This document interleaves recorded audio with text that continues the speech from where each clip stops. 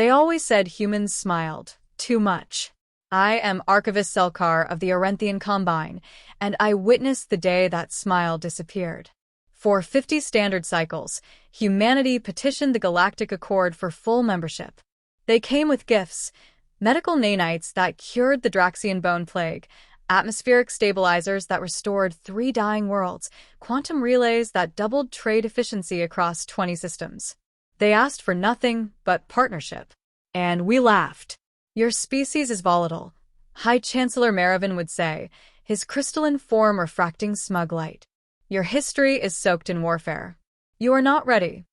Ambassador Elena Ward always nodded politely, always smiling.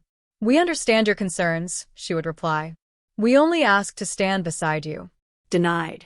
Again. And again. Privately, we called them the Death World Idealists. A species born on a planet of storms, predators, tectonic rage, and self-inflicted wars. They were too intense, too driven, too prepared. Then the Vorlith came. No warning declaration. No diplomatic overture. Just gravitational ruptures at the rim sectors and 12,000 warships pouring into Accord space like a tidal wave of metal. Our fleets mobilized with ceremonial precision. They were obliterated in 19 minutes. Entire defense rings collapsed. Core colonies burned. Civilian evacuation grids failed under strain. We had not fought a true war in 8 centuries. We had grown efficient at governance, not survival. It was during the emergency convocation, as panic consumed the chamber, that Ambassador Ward requested the floor one final time. For the first time in 50 cycles, she was not smiling. Humanity detected Vorlith mobilization 7 months ago, she said calmly. We transmitted tactical projections and vulnerability reports. They were classified as speculative fearmongering. Chancellor Maravin's facets flickered uneasily. You will assist the Accord immediately, he demanded.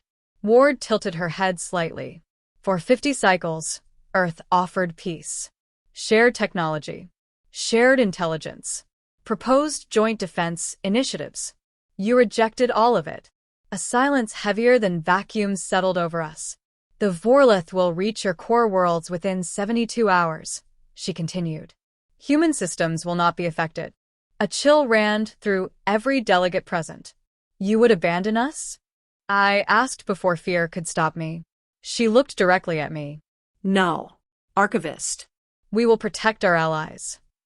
Those who accepted our friendship will survive. And the rest of you, she said quietly, will learn why rejecting peace is a dangerous mistake. Then she turned and left.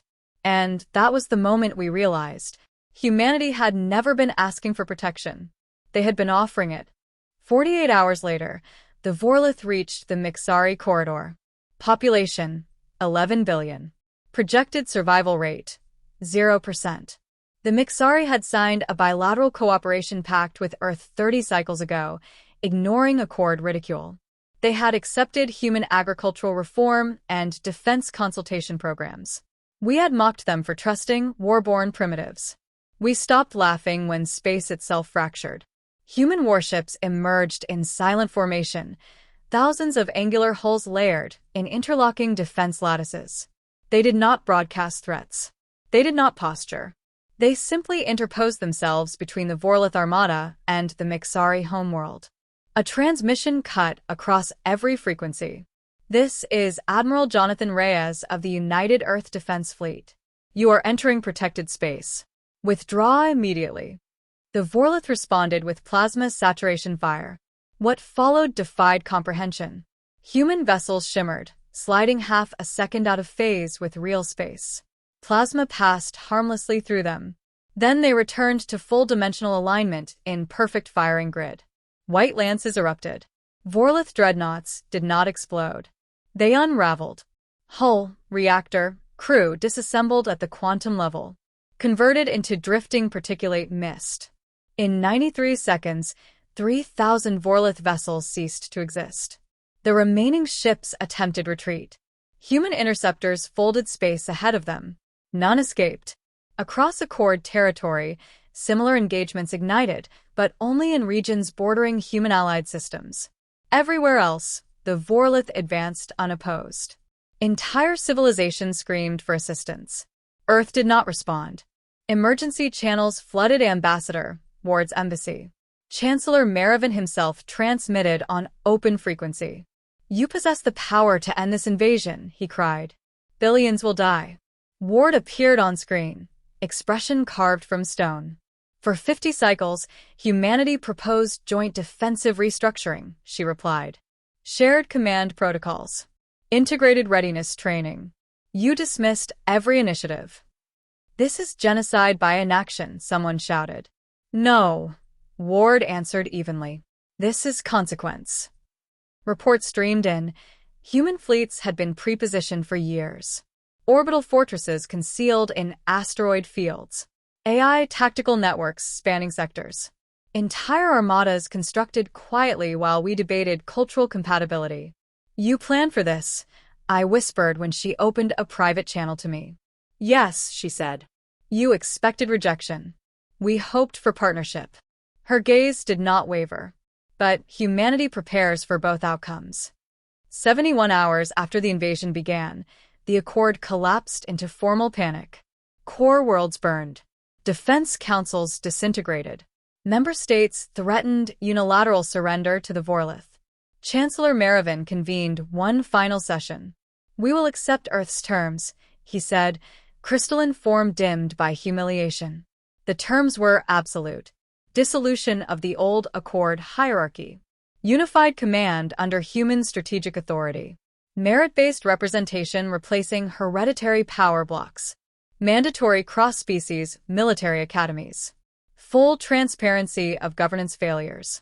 And a public acknowledgement that humanity had been right. Ambassador Ward returned to the chamber flanked by human officers. She did not gloat. "You have 12 minutes to transmit unconditional acceptance," she said calmly. "Our fleets are already in position." "You anticipated this," I said quietly. "Yes," she replied. "We did not invest 50 cycles in diplomacy without contingency." The surrender passed unanimously. Within minutes, human fleets surged across every contested sector, not defensively, but decisively. Phase-shift armadas appeared behind Vorlith spearheads. Quantum interdiction fields trapped retreating vessels.